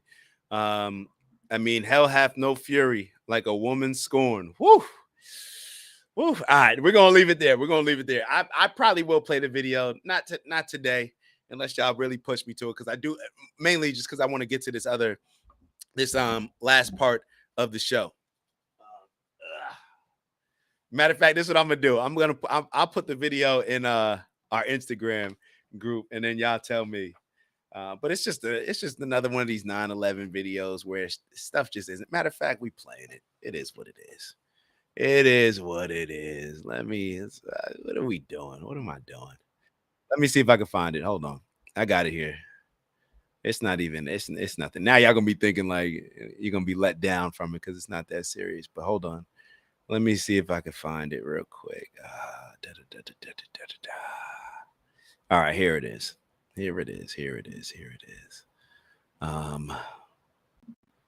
Just it. All right, boom. Let's see what we got going on. Fluttered to the ground. How could Muhammad Atta's passport survive the fireball explosion that supposedly cremated him, fly out of his pocket, fly out of the incinerated plane, flutter to the ground into 2 feet of debris, and end up in readable condition in the hands of investigators, all within 48 hours? Why did 19 Muslim men even need passports on domestic flights? How were passports found but not the plane's voice recorders? Why did the hijackers need passports they would never use again after their suicide flights? And why were the 19 accused Muslims not under surveillance on 911 if they were so easy to identify? The conspicuous trail of planted evidence continued 3 weeks after the 911 attacks, when anthrax letters killed 5 people and were clearly worded to throw the blame on Muslims. Death to America, death to Israel, Allah is great. It has since been proven that the anthrax came from a U.S. Army lab and was never mailed by Muslims. There are no airport security videos of any of the 19 accused Muslims boarding any of the hijacked planes. That's all. It wasn't that serious, right? No big deal. No big deal. Look, I'll be honest. One of the things that I'm excited about with Donald Trump getting in office is a lot of I want to know what happened with JFK. I want to know the true story about 9/11. I want to know why such a large portion of certain groups did not show up to work 9/11. It seemed like they knew a little bit more than what everybody else knew. I want to know all this stuff. I want to know it all. I also completely understand why the government probably doesn't want us to know any of it. But I want to know it all. So if Kash Patel, if RFK Jr., if Donald Trump, if they're going to be the ones that are going to expose and uncover a lot of these files, then so be it. Probably will cause a lot of issues within our country. But hey, what did Cat Williams say? The truth is coming to light. All right. So we started off in 2024. Now we're going to continue the truth coming to light in 2025, because what happens is a lot of times when the truth does not come to light, they use the lies to manipulate us in negative ways. It's one thing if they're trying to hide stuff and it's for our greater good, if as far as how we perceive it, right? Like, hey, man, parents may hide certain things from kids. We understand that. But when you're you hiding stuff and then making up lies to manipulate people into thinking different ways that align with your agenda, and hiding certain things and using it to maybe get us involved in certain wars here and there or whatever it may be, and now you're impacting the livelihood of Americans and using a lot of these lies to justify it, then that's when it becomes a problem, in my opinion. So let's Kathy Lee. Hi, Kathy Lee. Kathy Lee wrote, absolutely, I want to know about JFK, Malcolm X, and I want to know, matter of fact, uncover that with Malcolm X, because I want to know the involvement. I want to know, because I believe that I believe that the government was working with certain chapters, and I think it's already been exposed in the Netflix documentary, with certain chapters of the nation that were involved and were manipulated against each other and led to Malcolm X being killed. So I definitely want to know that. Martin Luther King, same thing. RFK Jr., 4 high-profile individuals that were assassinated with a 5-year period. I want to know it all of it. Mama Lay wrote, this is ongoing. Dr. Sebi is another example. Anyone who threatens them, that's a fact. That's a fact. Uncle Brother wrote, that same thing happened in the recent Cybertruck bombing. Somehow his passport ID survived and the bomber was burned beyond recognition. It's funny, Uncle Brother, I was going to play a video about the Tesla bomber where I believe somebody went on, was it Sean Ryan's show? I forget the gentleman's show. Somebody was on his show and they were reading an email that they received. This person received an email from the person that did the Cybertruck bombing. So we may look at that on Wednesday as well. So yeah, Uncle Brother always hitting us with something crazy, like something heavy. I shouldn't say crazy. I don't want to say crazy. That's what they say when they want us to not listen to it, but something heavy. All right, so this is the last thing that I want to leave y'all with. So if you remember on Friday, I left y'all with, we were talking about investing and a lot of us not recognizing how our parents, especially in our family, but our parents especially, have invested in us, right? When you think about a lot of times, it gives you confidence when people are willing to invest in you. It gives you confidence when people are willing to put money on you being successful in order for them to make more money. All of these things bring about confidence.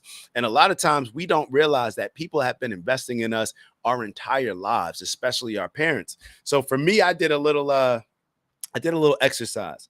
I did a little exercise in which I looked at, I guess it's about 14 years from age 5 to 18. If you include the whatever, maybe it's 13. I think it's 14 years, whatever. 14 years from 5 to 18.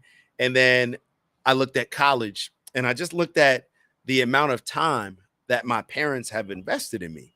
And this is going to be on the low end. But I'm just recommending that everybody do this. I'm recommending that everybody do this because I think it can uncover some things that will inspire us to feel better about ourselves, to be more confident, but also inspire us to realize that there's a lot of people in our lives that have invested in us in a significant way. So what I did was I looked at those 14 years and I looked at, let's say, my parents, when it comes to my extracurricular activities. Let's say they invested 4 hours a week. That's light. I'm thinking about just driving me back and forth to practice every day. And I didn't even include the weekend. So this number is going to be very light. But I said, you know what? Let's do 4 hours a week for 52 weeks. That's 208 hours a year. 208 hours a year that my parents invested in me every year from 5 to 18. It was probably double that or triple that, just being honest. But let's look at the 208. And you can adjust the numbers accordingly to however you see fit.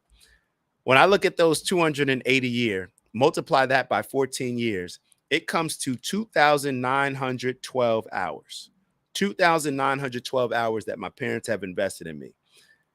Do you know how many hours are in a full work year, working 40 hours a week for 52 weeks, 2,080.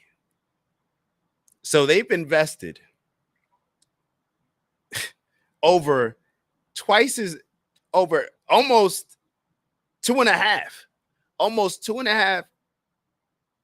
or a year and a half. A year and a half they've invested in working, like a year and a half of work, 40 hours a week. That's what they've invested from the time in my 14 years. And I told y'all that was only 4 hours a week. It was probably closer to double that, 8 hours a week. So you can imagine what the numbers would do. Then I looked at, okay, 2,912 hours. Well, what if you take those hours, and let me get my calculator. And I already did this, but let me get my calculator. 2,912 hours, right? Those 14 years. You multiply that by, I don't know what minimum wage is right now. I don't know. My parents were making more than $10 an hour, I believe. But let's just look at it for $10 an hour. $10 an hour. Just add a zero, right? So that's $29,120 that my parents invested in me. I told y'all it's probably double that.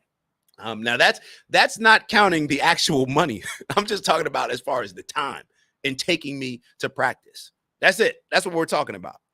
Then you look at the amount of college hours, where I got the number of 800 hours invested based on, it's literally, they were probably doing about 10 hours a week. Going down. Matter of fact, no, 10 hours a week just driving. Matter of fact, no, it would take them 10 hours just to get back home on Sundays for my games. So I also did college, and the college impact obviously took it up to a whole nother notch. But what I'm recommending to y'all is to just think about the investment that your parents and your loved ones have made in you. Think about that investment. It's going to give us a certain level of confidence that we walk around with, because when you know that people, every time they're spending time, effort, and energy and money on you, that's them giving a piece of, sacrificing time, effort, energy, and money that they could be spending on themselves and saying, here it is to you. Now, I don't know about y'all, but I believe, or I want to return any investment that people make on me. I believe that's how the world should work. When we look at bartering and I'm going to give you this, you give me that. That's just how the world works, right? I'm going to treat you great, you treat me great, back and forth. So when we look at these things and look at the investment that our parents have already made, perhaps we'll look at them a little bit differently. Perhaps we'll go visit them a little more. Perhaps we'll give them a little bit more grace. Perhaps we'll try to make their lives significantly better, just how they made our lives better. And it's not always with money, but sometimes it's just with time, effort, and energy, picking up the phone, making a call, all these different things. And then on the other end of all this, like I said, this should inspire you. This should inspire you to walk around with more confidence, knowing that your loved ones have already invested in you. A lot of people, besides your job, think about it, besides your 9 to 5, and I wouldn't even look at the 9 to 5 as somebody investing in you or sacrificing. Like, you're probably doing a lot more work than what they're paying you for. That's what makes the business run. You're earning X amount, and you're going to get paid 10% of that to keep the business going. It is what it is. Your parents do that without asking for anything in return. So it's different. So a lot of us, we go our entire lives without realizing that people have been investing in us from a very young age. And when you realize that, you should appreciate it. You should let it soak in a little bit, and perhaps it'll change your perspective on some things and help the dynamics of your family, maybe, or just build a little confidence in you. So that's just an exercise that I did with myself. Maybe you guys want to do it the same way, maybe not. Maybe if you're a parent, you can maybe jot down this stuff for your kids and say, like, hey, these are the areas in which we're investing in you. What are you expecting to give in return? I don't think that there's anything wrong with that. Matter of fact, I'm going to start writing out my blueprint when I have some kids, and I know I'm going to be going over it with them. Like, listen, I'm not going to be taking you to practice, investing all this time, effort, and energy if you're not going to be giving your all. I'm not going to be paying for this program if you're not giving your all. I'm not going to be paying for you to have a tutor if you're not going to take it seriously. All these different things. Why not?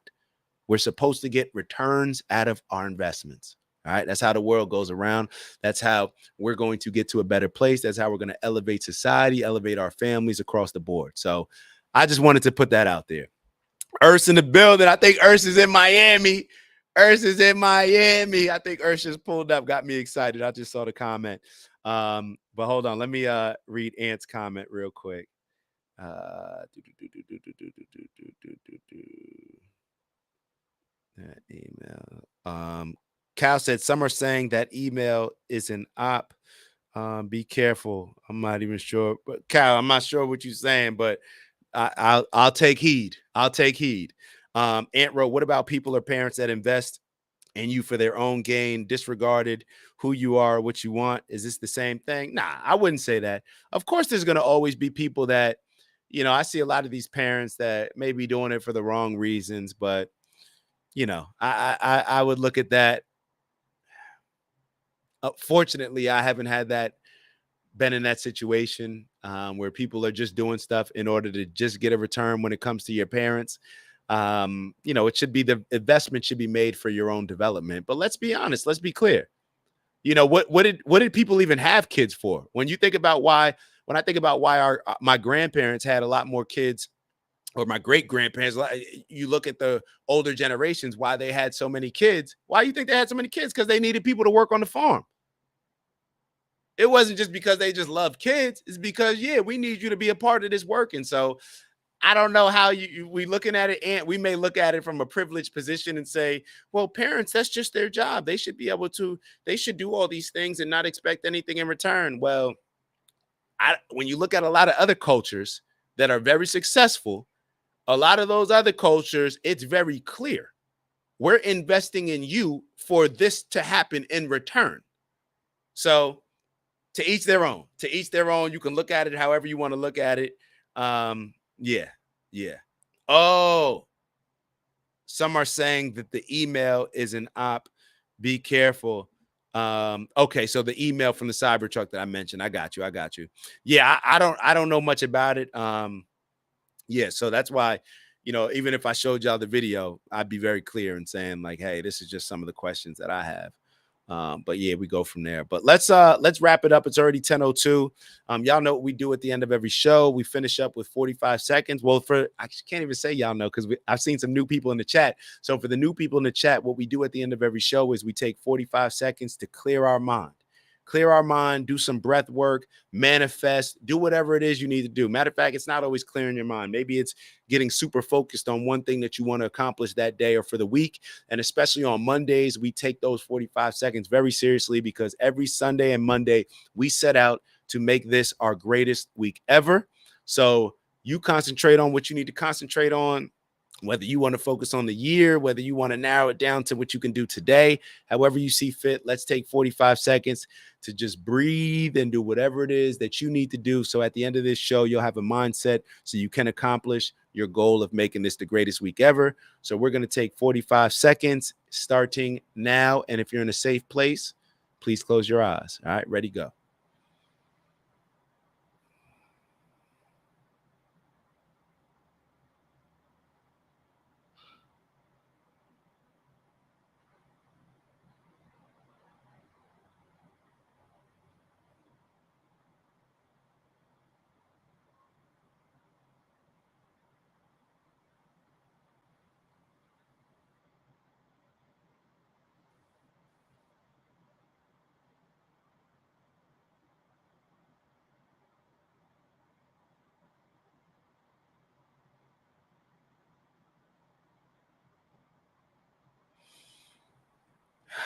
One more breath.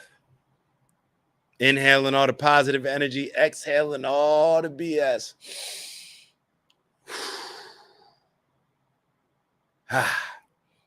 Y'all know what it is, what we're here to do. Elevate on purpose, both from an intentional standpoint, as well as challenging ourselves to raise our standards so we can become the best leaders that we can become and accomplish the things that we set out to accomplish. Strength and honor, onward and upward. I told y'all last week, beginning of the year, we got to figure out what's going to be in our bag. What are all the things that we're collecting in our bag that are going to help us at the end of the year get to the goal that we have? All right. So with that being said, let me catch up with the comments. I think I missed one. Hold on. Uncle Brother wrote, yeah, Leslie, both recent bombings are showing indications of being psyops, psychological operations. Wow. Okay. We got to tap into that. Skeeg said, peace, bro. Peace, Mersh. Ant wrote, y'all have a good week. Stay blessed.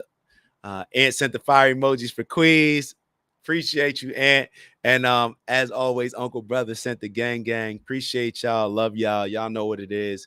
If I don't see y'all before Wednesday, then I'll see y'all on Wednesday. All right. Y'all have a great one. Ew.